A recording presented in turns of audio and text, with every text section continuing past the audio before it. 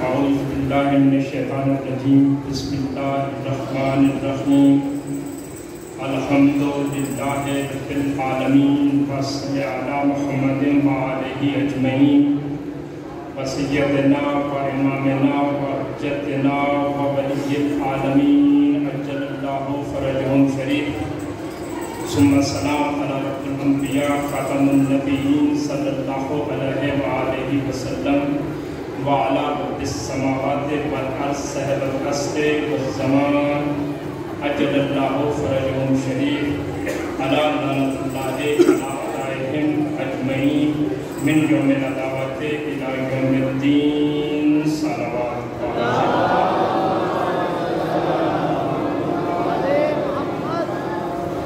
اما بعد فقد قال اللہ تعالی فی القرآن المجید والفرقان الحمید بسم اللہ الرحمن الرحیم ھدی للمتقین الذین یؤمنون بالغیب صلوات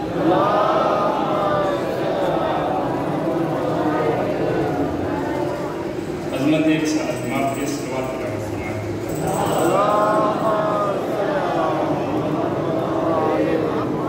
عظمت ایک خاندان سیدۃ النساء عربی پہ صلوات کا فرمائے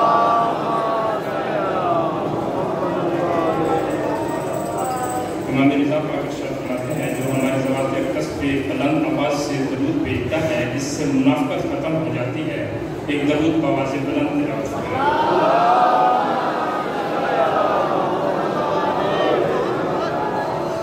اس ذات ذی وقار پہ جس کو ذات ذوالجلال نے 1,24,000 انبیاء اور ان کے اوصیاء کی محنتوں کو عملی اور حتمی طور پر نافذ کرنے کی حد سے اپنی غیبت کی دلیل بنا کے اپنے پاس پردہ غیبت میں چھپا رکھا ہے اور اپنی بے مثل و بے نظیر کتاب میں اس کو بقیت اللہ قرار دیا ہے بقیت اللہ کی عظمت اور اپنی بقا کے لیے صلوات کرو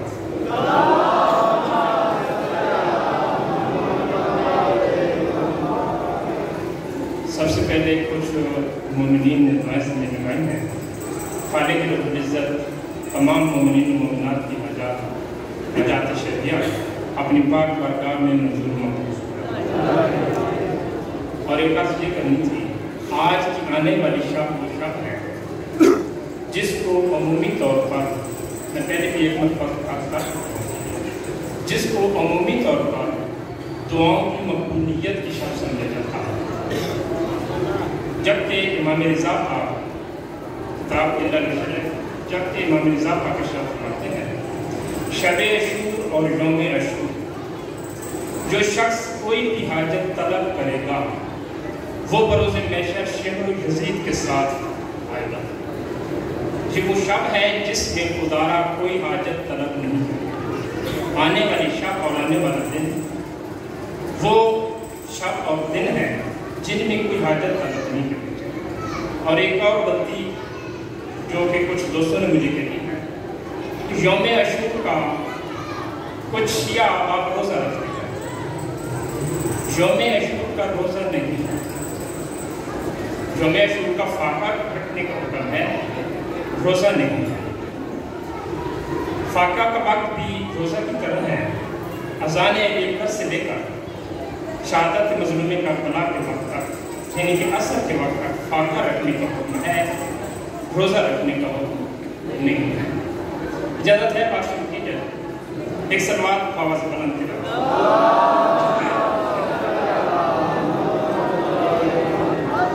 خالق اکبر اپنی بے مثل و بے نظیر کتاب میں سورۃ بقرہ کی شورہ آفاق آیت تلاوت کی ہے ارشاد فرما رہا ہے کہ میری یہ کتاب جس میں کہ کوئی شک نہیں ہدایت ہے کن کے لیے متقین کے لیے پھر ان متقین میں سے بھی ایک نشانی بتا دی ہے خالق رب العزت نے ہدایت ہے ان لوگوں کے لیے جو متقی ہیں اور وہ متقی جو غیب پہ ایمان رکھتے ہیں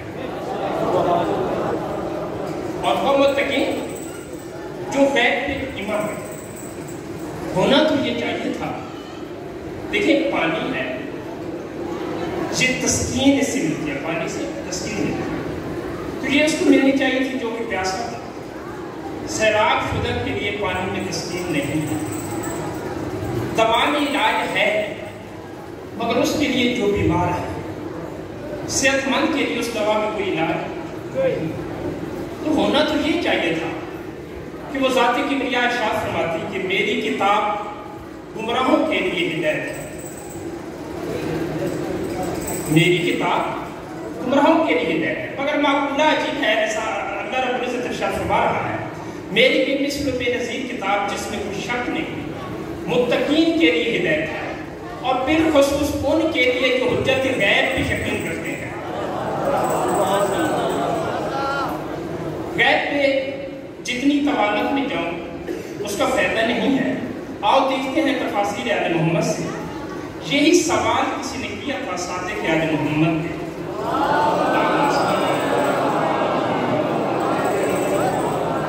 کہ ابن رسول اللہ متقین اور غیب پہ ایمان کر کے ہم مطلب ہے۔ صادق آل محمد ارشاد فرماتے ہیں المتقون شیعت علی ابن ابی طالب، متقین سے مراد شیعان علی ابن ابی طالب ہے، بل غیب وہ حجت الغیب، اور غیب سے مراد صاحب العصر ہے، غیب سے مراد صاحب العصر ہیں، اور ہمارے قیم جب ظہور فرمائیں گے تو ان کی غیبت پہ یقین رکھنا مومنین کی ایک نشانی بتائے گی۔ ہمارے صاحب العصر امام زمانہ جل اللہ فرجہ شریف کا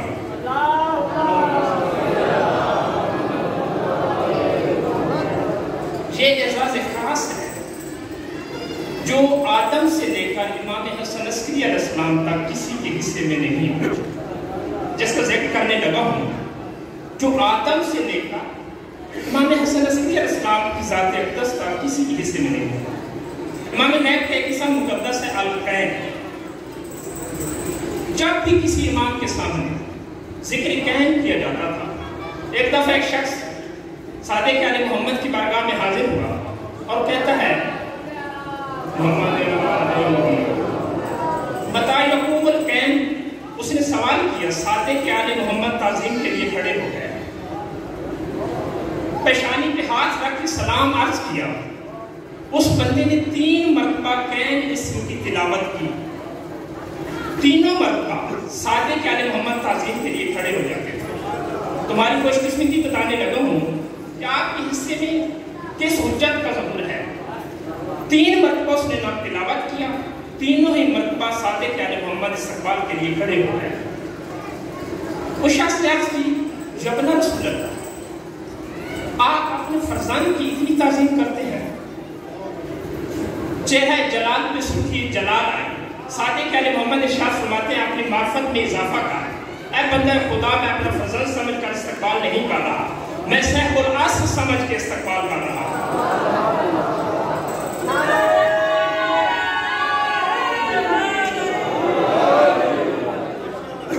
بندہ کہتا ہے ابن رسول اللہ، حجت العصر کا استقبال آپ پہ بھی واجب ہے۔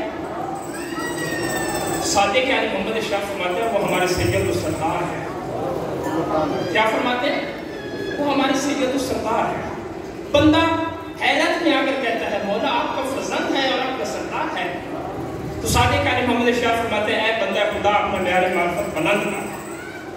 میں صادق آل محمد کے آباء و اجداد بھی خطبہ سنو، امیر مومنین امیر کائنات صاحب منبر صدوقی خطبہ میں ارشاد فرما رہے ہیں جب ہمارے قیم، جب ہمارے سردار، جب حجت القیم ابن الحسن ظہور فرمائیں گے تو کہیں گے، یہ اعلان فرمائیں گے۔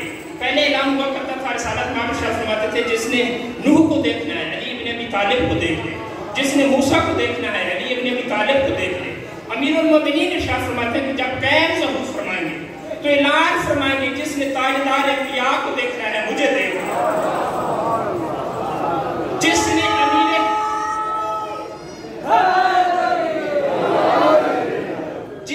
امیر کائنات کو دیکھنا،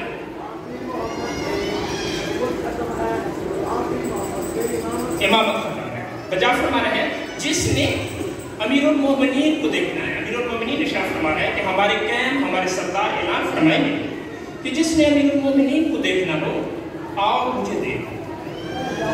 حجت عصر کا حکم ہر ایک پہ واجب ہوتا ہے، اس کے لیے بیٹا اور باپ ہونے کی شرط لازم نہیں ہے۔ جو جس وقت کی حجت ہوگا باقی تمام زیبوں کے لیے اس کی اطاعت واجب ہے۔ ضروری نہیں کہ بیٹا حجت الاصل ہو تو باپ پہ اطاعت واجب نہیں ہے، اگر بیٹا حجت الاصل ہو تو باپ پہ بھی اطاعت واجب ہے۔ آؤ ایک واقعہ یاد دلاتا ہوں۔ 21 ماہ رمضان امیر کائنات نے ذہنی طور پر اس دنیا کو الوداع کیا اور اپنے بیٹے حسن امام سے ارشاد فرماتے ہیں، اے بیٹا جب میں رحلت فرما جاؤں تو میرا جسد ایک ناکہ پہ سوار کرنا اور وادی السلام کی طرف چلنا، وہاں پہ تمہیں جو شخص ملے اور تم سے میرا جنازہ طلب کرے اس کو میرا جنازہ دے دے، اور دیتے وقت یہ سوال نہ کرنا کہ تم کون۔ بات بتانے لگا ہوں کہ بیٹا بھی حجت الاصل ہو تو باپ پہ بھی اطاعت واجب ہے۔ حسن مجتبیٰ نے سرکار امیر کا جنازہ اٹھایا، وادی السلام کی طرف چلتے ہیں، سامنے ایک ناکہ سوار ملتا ہے، وہ کہتا ہے کہ جنازہ میرے حوالے کر۔ مولا حسن اور مولا حسین پاک نے جنازہ اس ناکہ سوار کے حوالے کیا، ناکہ سوار چلا گیا، امیر حسن چند قدم چلے، تھوڑا دور چل کے مولا امیر حسن پیچھے مڑ کر دیکھتے ہیں تو ناکہ سوار جا رہا، آواز دیتے ہیں ایوہ القادم کف اقدامے کا، اے جانے والے اپنے قدموں پہ رک جا۔ ناکہ سوار سے کہتے ہیں اے جانے والے اپنے قدموں پہ رک جا، تو کون ہے اور تیرا نام کیا ہے؟ ناکہ سوار کہتا ہے تمہیں اپنے باپ کی وصیت یاد نہیں کہ سوال نہیں کرنا؟ امیر حسن ارشاد فرماتے ہیں بطور حجت الاصل میرے بابا کو وہ آخری حکم تھا، میں نے ناکہ آپ کے حوالے کرتے ہوئے سوال نہیں کیا، اب بطور حجت الاصل میرا یہ پہلا حکم ہے کہ بتا تو کون ہے۔ بطور حجت الاصل میرا پہلا حکم ہے کہ بتا تو کون ہے۔ ناکہ سوار نے چہرے سے نقاب ہٹایا، فَهُوَ عَلِيُّ بْنُ أَبِي طالب، وہ علی ابن ابی طالب تھے۔ مسکرا کے فرماتے ہیں حسن بیٹا تم نے نہیں پہچانا، میں تمہارا باپ علی ابن ابی طالب ہوں۔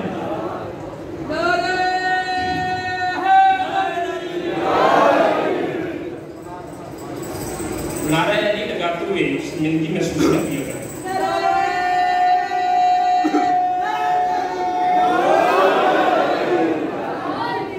امیر کائنات ارشاد فرماتے ہیں کہ میرا اسم وہ اسم ہے، عبادت بھی جس کی عبادت کرتی ہے، میرا اسم ہی وہ اسم ہے جس کی عبادت کر کر کے عبادت کو مقام عبادت ملا ہے۔ تو یہ وہ اسم مقدس ہے، اس کو اٹھانے میں شرمندگی محسوس نہ کیا کریں۔ دیکھنا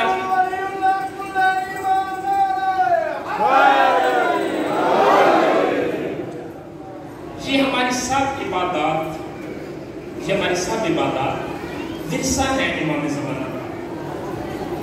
ہم عزاداری کرتے ہیں، عزاداری ورثہ ہے، امام زمانہ پاک وارث ہے۔ ہم حج کرتے ہیں، حج ورثہ ہے، امام زمانہ پاک وارث ہے۔ ہم نماز پڑھتے ہیں، نماز ورثہ ہے، امام زمانہ پاک وارث ہے۔ کہیں ایسا تو نہیں کہ ہم غفلت میں اتنا دور چلے گئے ہوں کہ ہم نے ورثہ کو تو اپنا رکھا مگر وارث کو بھول بیٹھے ہیں۔ صلوات پڑھیں۔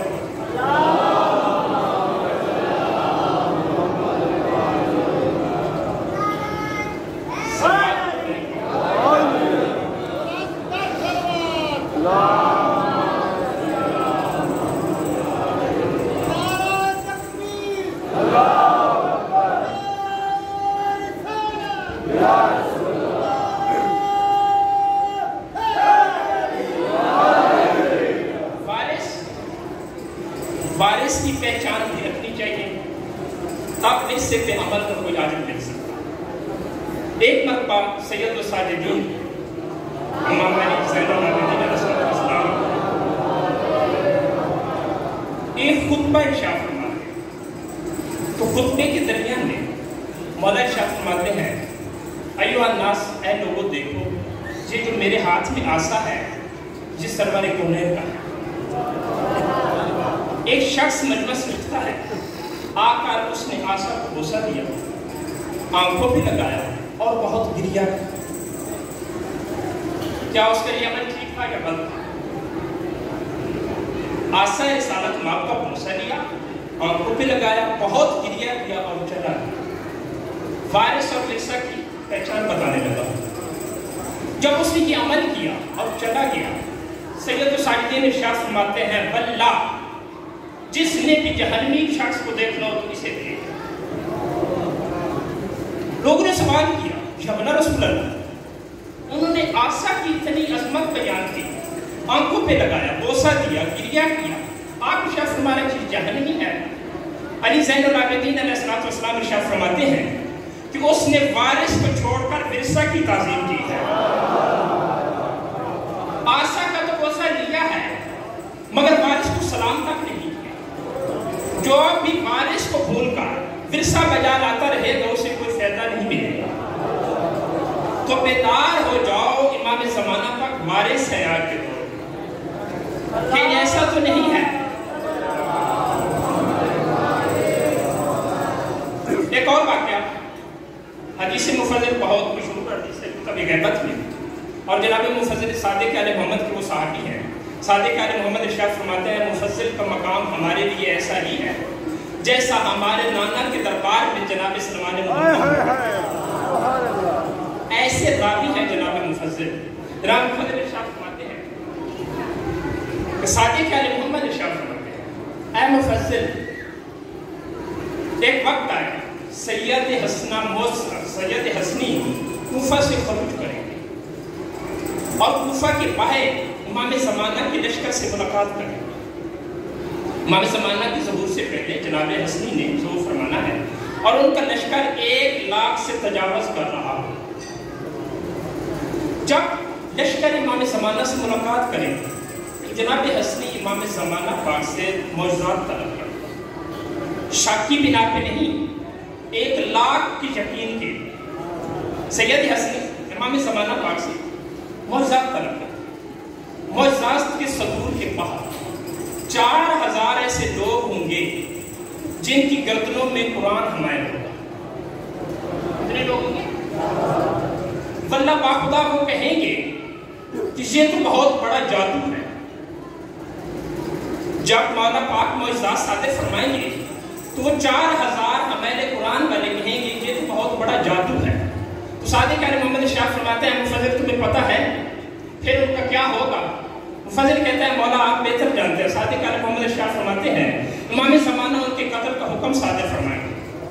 جب وہ اپنے خون میں لت پت تڑپ رہے ہوں گے تو صحابہ امام زمانہ سے کچھ لوگ کہیں گے مولا اگر حکم دے تو ان کی گردنوں سے قرآن نکال لیں۔ تو امام زمانہ پاک ارشاد فرمائیں گے نہیں، ان کی گردنوں میں قرآن رہنے دیں، یہی قرآن ان کے لیے حسرت بن جائے گا کہ انہوں نے وارث کو چھوڑ کر ورثہ کو اپنا رکھا تھا۔ انہوں نے وارث کو چھوڑ کر ورثہ کو اپنا رکھا تھا۔ تو معرفت امام زمانہ پاک اس لیے بھی ضروری ہے کہ ہم ان کے دیدار کے قابل ہو سکیں، ہم ان کے لشکر میں شامل ہونے کے قابل ہو سکیں۔ ایک معیار معرفت بتاتا ہوں، اس کے بعد قبلہ صاحب کو ممبر دیتا ہوں۔ جابر جوفی بہت مشہور راوی ہیں امام علی زین العابدین علیہ السلام۔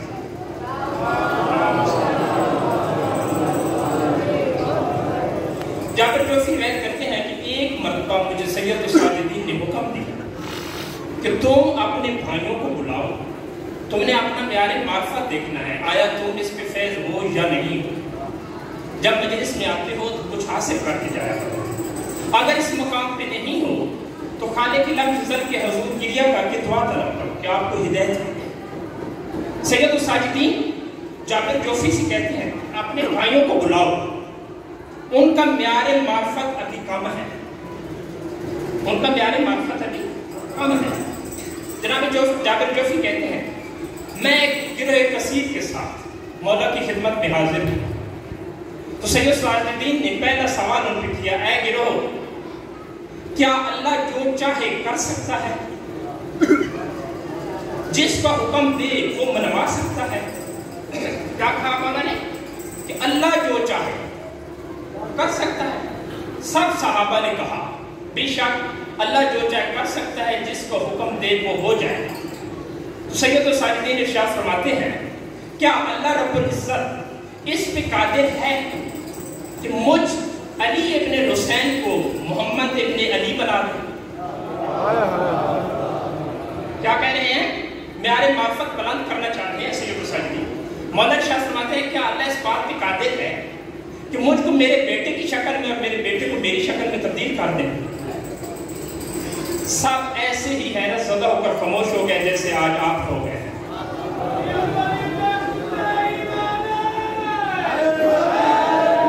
معیار معرفت دیکھنا ہے کہ مولا کو معیار معرفت کیا چاہیے۔ مولانا شاہ فرما رہے ہیں کیا اللہ اس بات پہ قادر ہے کہ مجھ کو میرے بیٹے کی شکل میں اور میرے بیٹے کو میری شکل میں تبدیل کر دیں؟ جب سب خاموش ہوئے تو مولا علی زین العابدین ارشاد فرماتے ہیں کہ یہ کون ہے؟ امام محمد باقر علیہ السلام کا ہاتھ پکڑ کر ارشاد فرماتے ہیں من ھذا، یہ کون ہے؟ صاحب نے جواب دیا یہ آپ کے بیٹے ہیں۔ پھر مولا کہتے ہیں کہ میں کون ہوں؟ سب نے کہا ابو ہو تم، اس کے باپ ہو علی زین العابدین۔ جب سب نے کہا کہ آپ امام زین العابدین ہیں اور یہ آپ کے فرزند امام محمد باقر ہیں، جابر جوفی کہتے ہیں فتکلم لم نفہم، مولا نے کوئی کلام کیا جس کو ہم نہ سمجھ سکے۔ مولا نے کیا ارشاد فرمایا تھا؟ کیا اللہ اس بات پہ قادر ہے کہ مجھ کو میرے بیٹے کی شکل میں تبدیل کر دے؟ جابر جوفی کہتے ہیں مولا نے کچھ کلام کیا، پاس یہی کلام ہونا تھا، ہم نے دیکھا محمد باقر علی زین العابدین بن گئے، علی زین العابدین محمد باقر بن گئے۔ جب یہ صورتحال ہوئی تو سب نے کہا لا الہ الا اللہ۔ تو علی زین العابدین ارشاد فرماتے ہیں یا قوم اپنے سروں کو بلند کرو، حیرت میں نہ جاؤ، اصل میں ہی محمد ہوں، میں ہی علی ہوں، میں ہی علی ہوں اور میں ہی محمد ہوں۔ ہم کو باپ بیٹوں کی تقسیم میں نہ پہچاننا، ہم کو باپ بیٹوں کی تقسیم میں نہ پہچانا۔ جابر جوفی کہتے ہیں پھر مولا نے ایک بہت بڑا لمبا خطبہ ارشاد فرمایا۔ خطبہ کے بعد جابر جوفی کہتے ہیں کہ تمام کے تمام لوگ سجدے میں جا گئے۔ سید الساجدین کی نالین مبارک پہ سر رکھ کے اقرار کر رہے ہیں ہم آپ کی ولایت پہ اقرار کرتے ہیں، ہم آپ کے اسرار پہ اقرار کرتے ہیں، ہم آپ کی زہر و باطن پہ اقرار کرتے ہیں۔ سوال ہے ان امکان علم سے، سید الساجدین کی نالین اقدس پہ سجدہ کر کے کہہ رہے ہیں ہم ولایت پہ اقرار کرتے ہیں، جو آج کہتے ہیں کہ ولایت کے اقرار سے نماز باطل ہو جاتی ہے۔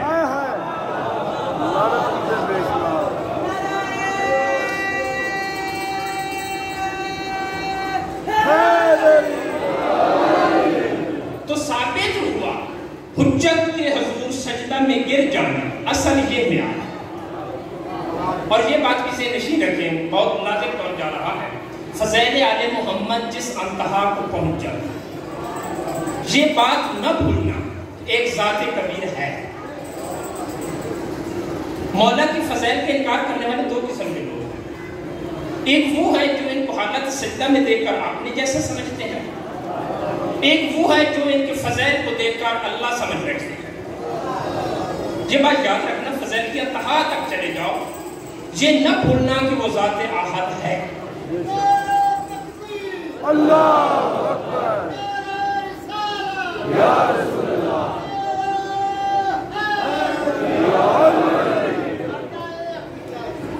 جب سب لوگ سجدہ میں چلے گئے تو جابر جوفی روایت کرتے ہیں امام نے کہا اب اپنا سر اٹھا، اب تم مومن بنے۔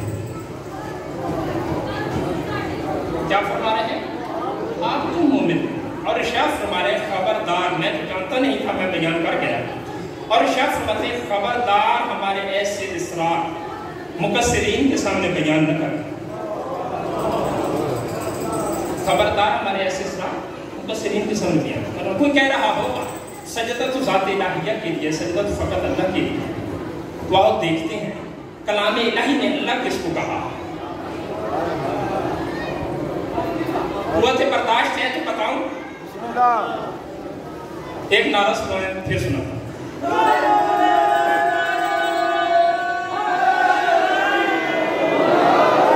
جب حجت خدا ظہور فرمائیں گے تو سب چیزوں کو بدل کے رکھ دیں گے، یہاں تک پڑھا ہے میں نے روایات میں کہ خانہ کعبہ کو بھی گرا دے، اس کو اپنے اصلی مقام پہ بنائے۔ یہ بھی پڑھ رکھا ہے کہ حجر اسود کو اٹھا کر مسجد کوفہ میں لایا جائے گا اور تمام عالمین کا مصلی مسجد کوفہ کو قرار دیا جائے گا۔ یہ بھی پڑھ رکھا ہے مزارات ائمہ اتحاد کو گرا دیا جائے گا، کیونکہ اس وقت سب ائمہ امام زمانہ کے پاس ہوں گے، پھر ان کی ضرورت نہیں رہے گی۔ جہاں یہ سب چیزیں بدلیں گی وہاں ایک اور قانون بھی بدلا جائے گا۔ حضرت آدم سے لے کر امام حسن عسکری علیہ السلام کی ذات اقدس تک بیعت کا قانون یہ ہے، جس کی بیعت کی جاتی ہے اس کی ہاتھ کی ہتھیلی کا رخ ہوتا ہے آسمان کی طرف، جو بیعت کرتا ہے اس کی ہاتھ کی ہتھیلی کا رخ ہوتا ہے زمین کی طرف۔ جہاں دوسرے امور حجت خدا بدل دے وہاں قانون بیعت بھی بدل دے۔ امام زمانہ پاک ہوا میں ایسے ہاتھ بلند کرے، امام زمانہ پاک کا ہاتھ کی ہتھیلی زمین کی طرف ہوگی، بیعت کرنے والا نیچے آ کر ہاتھ کرے، اس لیے کہ جو بیعت کر رہا ہے اس کے ہاتھ کا سایہ حجت العصر کے ہاتھ میں لایا جائے۔ جب یہ تصویر کشی ہوگی تو اللہ رب العزت نے ارشاد فرمایا ہے جد اللہ ایدیہم، ان کے ہاتھ پہ اللہ کا ہاتھ ہے، ان کے ہاتھوں پہ اللہ کا ہاتھ ہے۔ جو حیران ہوتے ہیں ان کو اور حیران کرنا چاہ رہا ہوں۔ کتاب کا نام ہے تفسیر نور الثقلین۔ پہلے میں عرض کر دوں کہ فضائل کے انتہا دیکھ کر اس ذات احدیت کا انکار نہ کر دیں۔ کتاب کا کیا نام ہے؟ تفسیر نور الثقلین جلد نمبر 4۔ ایک شخص نے اعتراض کیا حجت خدا پہ کہ جب آپ کے فلاں رشتہ دار آپ کے مخالفین میں سے، تو مولا اسے ارشاد فرماتا ہے سن تو نے جو یہ کہا ہے کہ فلاں رشتہ دار میرے مخالفین ہیں، تو اس کا جواب یہ ہے کہ اللہ کا کوئی رشتہ دار نہیں ہوتا۔ اس پہ قرآن کی آیت ہے، اسی پہ قرآن مجید کی آیت ہے تاکہ آپ سامعین کو بھی فتووں سے بچایا جائے اور خود بھی بچائے۔ جب حجت خدا ظہور فرمائیں گے تو ایک بادل پہ سوار ہو کر آئیں گے۔ جو سلمان پیغمبر کو بادل ملا تھا اس میں نہ گرج تھی نہ چمک تھی۔ سلمان پیغمبر کے بادل جیسے بادلوں پہ امام زمانہ کے صحاب سوار ہو کر آئیں گے، اور ایک بادل پہ امام زمانہ پاک سوار ہو کر آئیں گے۔ امام زمانہ کی آمد کی تصویر کشی کی ہے اللہ رب العزت نے سورہ بقرہ آیت نمبر 210۔ سورہ بقرہ آیت نمبر 210 قرآن مجید یہاں موجود ہے تو ممبر پہ ہے۔ اللہ ارشاد فرما رہا ہے اے رسول کیا یہ لوگ اس انتظار میں ہیں کہ اللہ ملائکہ کے ہمراہ بادلوں پہ سوار ہو کے آ جائے۔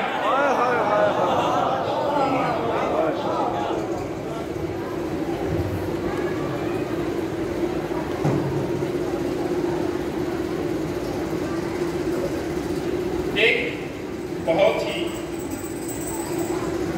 مشہور زمانوں میں سے ایک بات ہے جس کی وضاحت نہیں ہے کسی کے پاس۔ آج اس مجلس میں ایک جملے میں اس کی وضاحت کرنا چاہتا ہوں۔ آپ نے سن رکھا ہے کہ جب مظلوم کربلا نے زمین کربلا کو زینت بخشی تو ذوالجناب پاس آ کر پہلو لگاتا ہے۔ پتہ ہے اس نے پہلو کیوں لگایا تھا؟ بس اسی راز سے پردہ اٹھانا ہے۔ ایک جملہ مسجد کا پھر ممبر اپنے قبلہ کو دیتا ہوں۔ مقتل کی کتابوں میں درج ہے کہ مظلوم کربلا 3 مرتبہ زین سے زمین پر تشریف لائے۔ پہلی مرتبہ جب زین سے زمین پہ تشریف لائے ہیں تو مظلوم کربلا نے سوچا کہ ایک لشکر میری طرف بڑھ رہا ہے اور ایک لشکر میری بہنوں کے خیمے کی طرف بڑھ رہا ہے، تو مظلوم کربلا نے خود کو پھر زمین پہ سوار کیا۔ پھر جب دوسری دفعہ مظلوم کربلا نے زینت بخشی ہے زمین کربلا کو تو کچھ لوگ ڈر کے مارے قریب نہیں آ رہے تھے۔ جب پھر مظلوم کربلا سوار نہ ہو، جب لوگوں میں دم آئے اور مولا کے قریب ہونے لگے تو مولا نے دوسری مرتبہ خود کو زین پہ سوار کیا۔ یہی وجہ تھی جب تیسری مرتبہ مظلوم کربلا نے زین چھوڑی ہے تو ذوالجلال نے سوچا کہ ہو سکتا ہے آپ بھی سوار ہونا چاہتے ہیں مگر ہو نہ پا رہے، اس لیے ذوالجلال نے اپنا پہلو لگایا تھا اور کہا تھا آپ سوار ہو جائیں، میں آپ کو بابا کے پاس پہنچاتا ہوں۔